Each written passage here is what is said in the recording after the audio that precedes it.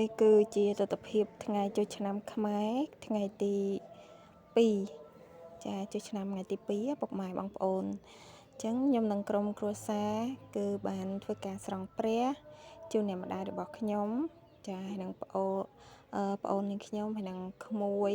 ចាមានកូនអីជាដើមធ្វើការស្រង់ព្រះជូនអ្នកម្ដាយ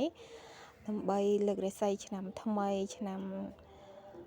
2026ឆ្នាំម្សាញ់ចូលឆ្នាំមមីចាថ្ងៃនេះផងដែរមានសេចក្តីជ្រះថ្លានិងសប្បាយរីករាយក្រៃលែងជូនចំពោះអ្នកម្ដាយរបស់នាងខ្ញុំចាហើយក្មួយធ្វើការស្រង់ព្រះគឺមានចានឹងមានផ្កាឈូកដាក់នៅក្នុងទឹកចាឲ្យស្រង់ព្រះសុំពរសុំជ័យសិរីសួស្តីឆ្នាំថ្មីសុំអ្នកម្ដាយឲ្យពរឲ្យជ័យព្រមទាំងជូនពរអ្នកម្ដាយឲ្យមានសុខភាពល្អអាយុវែងយឺនយូរហើយនឹងទទួលបាននៅលាភជ័យឆ្នាំថ្មីចាជាពិសេសសូមឲ្យអ្នកម្ដាយហេងកាក់កបរីកចម្រើននៅក្នុងមុខរបរចាគឺលក់អីវ៉ាន់ហ្នឹងគឺថាកាន់តែដាច់ហើយឲ្យកូនចៅហ្នឹងគឺថាបាននៅសេចក្តីសុខចម្រុងចម្រើនគ្រប់គ្នាចាកូនចៅទាំងអស់ហ្នឹងគឺល្អតែម្ដងពុកម៉ែបងប្អូនចាចឹងហើយយើងធ្វើការស្រង់ព្រះនេះគឺដើម្បីទទួលបានពរជ័យពីអ្នកម្ដាយរបស់យើងចាគាត់គេជាព្រះរស់ហើយ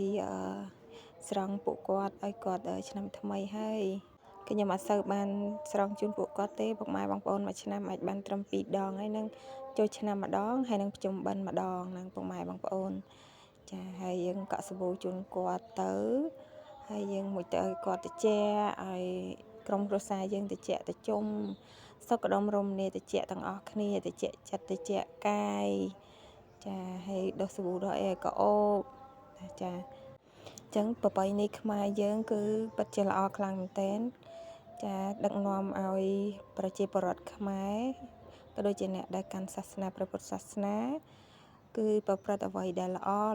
ជូនលោកអ្នកមានគុណមិនថាលោកអ្នកមានគុណនិងអ្នកនៅជំនវិញខ្លួនរបស់យើងឲ្យទទួលបាននៅសុខដុមរមនាចាគឺទទួលបានសុខភាពល្អហើយអ្នកជំនវិញខ្លួនយើងហ្នឹងក៏ទទួលបានសេចក្តីសុខចាមិនបៀតបៀនគ្នានឹងគ្នាធ្វើតែអំពើល្អអំពើ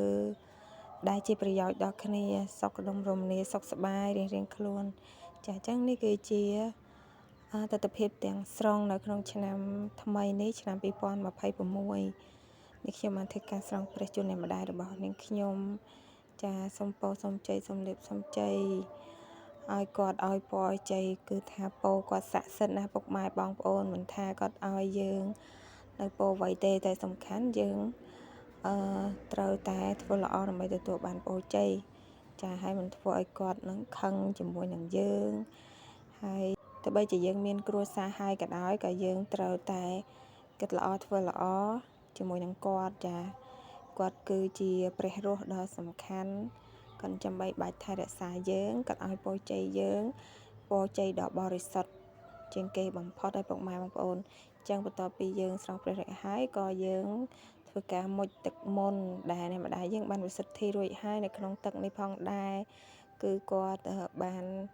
អុជធូបនិងវិសុទ្ធិនៅពរជ័យឲ្យទឹកនឹងคล้ายទៅជាទឹកមន្តទឹកទិព្វដល់ពេលដែលយើងមុជហើយធ្វើឲ្យតិចតិចុំសុខដុមរមនាតែម្ដងបងប្អូនហើយតិចស្រេបហើយមានការជូបមានអីអញ្ចឹងស្រង់ចាមុជហើយមានអារម្មណ៍ថាដូចជាទឹកហ្នឹងគឺទឹកអម្រឹតអញ្ចឹងបងប្អូនឡើងត្រជាក់មុជហើយថាមុជទៀតចាយើងមុជបានទាំងអស់គ្នាទាំងកូនទាំងក្មួយចាហើយតិចដើមឈើនៅជុំវិញហ្នឹងក៏សូមឲ្យមានផ្លែមានផ្កាឆ្នាំថ្មីនេះសូមឲ្យមានទឹកបង្អុរមកនៅក្នុងភូមិឋាននេះឲ្យមានភាពត្រជាក់ត្រជុំសុខដុមរមនាទាំងអស់គ្នាចានេះគឺជាអ្វីដែលប្រពៃណីខ្មែរយើងបានបន្សល់ទុកមកឲ្យអត់ប្រយោជន៍ទេណាពុកម៉ែបងប្អូនគឺយើងធ្វើឲ្យបានផលពិតតែម្ដងគឺយើងទទួលបានអ្វីដែលយើងចង់បានភាពសុខដុមរមនាសុខសប្បាយរុងរឿងឆ្នាំថ្មីអ្វីក៏ល្អអ្វីក៏កាក់កបហេងរីកចម្រើនតាមបំណងប្រាថ្នារបស់យើងម្នាក់គ្រប់គ្នាដែលយើងប្រាថ្នាចង់បានយ៉ាងណានោះ បានសម្រាប់បំណងវីដេអូនេះផងដែរនឹងខ្ញុំក៏សូមចែកជូនបងកសលជូនទៅកាន់បងប្អូនទាំងអស់គ្នាផងដែរចាសម្រាប់ការងារបន្ទាប់ពីយើងស្រង់ព្រះស្រង់អីរួចហើយយើងក៏នៅផ្ទះចាថ្ងៃចូលឆ្នាំថ្មីនេះខាងរាជរដ្ឋាភិបាលគឺមិនអនុញ្ញាតឲ្យយើងលេងគប់ទឹកចាឬក៏លេងប៉ាតម្សៅអីទេបងប្អូនអញ្ចឹងនៅក្រុមគ្រួសារនីមួយៗគឺយើងអត់បានចេញទៅដល់លេងណាទេគឺមានតែនៅផ្ទះចានៅផ្ទះហើយធ្វើអ្វីដែលយើងគិតថាលេងកម្សាន្តសប្បាយនៅតាមផ្ទះនីមួយៗអញ្ចឹងអាកាសធាតុនៅក្នុងឆ្នាំនេះរៀងក្តៅអញ្ចឹងបងប្អូនហើយយើងបានចេញទៅលេងណាទីក៏កូនស្រីរបស់ខ្ញុំគាត់ច្រកទឹកច្រកអីអញ្ចឹងទៅចាដើម្បីដាក់ធុងទឹកកកយើងទិញទឹកសុទ្ធមកយួរមកចាយើងទិញទឹកសុទ្ធមកយួរមកយើងច្រកទឹកដែលយើងបានដាំនេះហើយយើងទិញទឹកកក1000 2000ខ្មែរហើយយើងដាក់ក្លាសេនៅក្នុងធុងកករបស់យើងចាដើម្បីញ៉ាំមានឱកាសចូលឆ្នាំនេះចាមានអីច្រើនទេបងប្អូនហើយក៏យើងមានការធ្វើការអាំងសាច់ញ៉ាំអីតិចតួចទៅនៅតាមក្រុមគ្រួសាររបស់យើងទៅចាបើយើងអត់មានការផឹកស៊ីអីទេព្រោះយើងក៏មិនបានផឹកស៊ីអីដែរបងប្អូនណាគឺយើងធ្វើទៅសម្រាប់ខ្ញុំគឺខ្ញុំអត់បានដើរកំសាន្តទៅណាទេពុកម៉ែបងប្អូនគឺបានទៅផ្ទះអ្នកម្ដាយក្មេកឪពុកក្មេកចាទៅចូលទៅជូនបុណ្យគាត់តិចតួចហើយនឹងទៅលេងផ្ទះអ្នកម្ដាយមីងតែប៉ុណ្្នឹងទេចាព្រោះឆ្នាំនេះវាអាកាសធាតុក្តៅហើយក៏ដូចជាមិនមានកន្លែងត្រូវលេងអីដែរបងប្អូនមានបាញ់ជាព្រៃម្យ៉ាងទៀតក៏ឆ្នាំនេះពោះធំទៀតមិនបានដើរទៅណាទៅណីអីទេបងប្អូនចាស់យើងនៅផ្ទះហើយឲ្យកូនគេ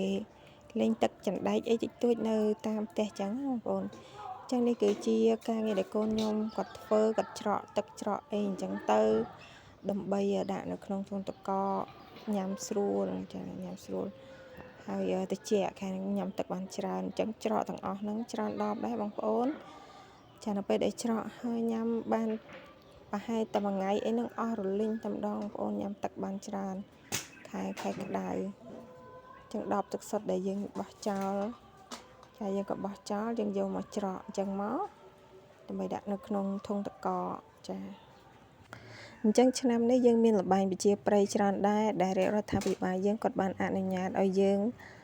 លេងល្បែងកម្សាន្តអញ្ចឹងណាមានការបដាល់ចាមានបដាល់មានល្បែងជាប្រិយទាញព្រ័ត្រមានវាយក្អមវាយអីចឹងទៅប៉ុន្តែសម្រាប់ពួកខ្ញុំអត់បានទៅណាទេនៅផ្ទះនឹងឯងនៅចិត្តក្រុមគ្រួសារញ៉ាំអីតិចតួចជាលក្ខណៈគ្រួសារនៅផ្ទះចាមានម្ហូបឆ្ងាញ់ជាច្រើនដែលម៉ាក់ខ្ញុំគាត់ទិញដាក់អញ្ចឹងបងប្អូនចាមានត្រីធំចាមានម្ហូបជាច្រើនស្រាប់ញ៉ាំស្រាប់អីអញ្ចឹងទៅអញ្ចឹងគឺយើងមិនបានដើរទៅណាឲ្យឆ្ងាយចាហើយម្យ៉ាងទៀត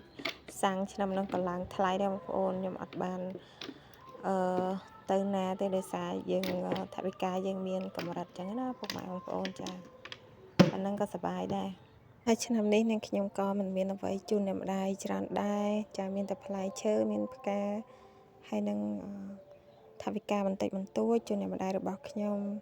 ដើម្បីគាត់យកទៅប្រើប្រាស់ទៅតាមតម្រូវការដែលគាត់ចង់ធ្វើចាអញ្ចឹងគឺគាត់សប្បាយចិត្តខ្លាំងមែនទែនទោះបីមិនមានអ្វីច្រើនប៉ុន្តែគឺគាត់សប្បាយចិត្តឲ្យពរឲ្យជ័យមកដល់កូនមកដល់ចៅព្រមទាំងក្រុមគ្រួសារហ្នឹងគេថាអស់ពីពោះអស់ពីពងហ្មងចាមានអីគេថាឲ្យពរកូនចៅទាំងអស់គ្នា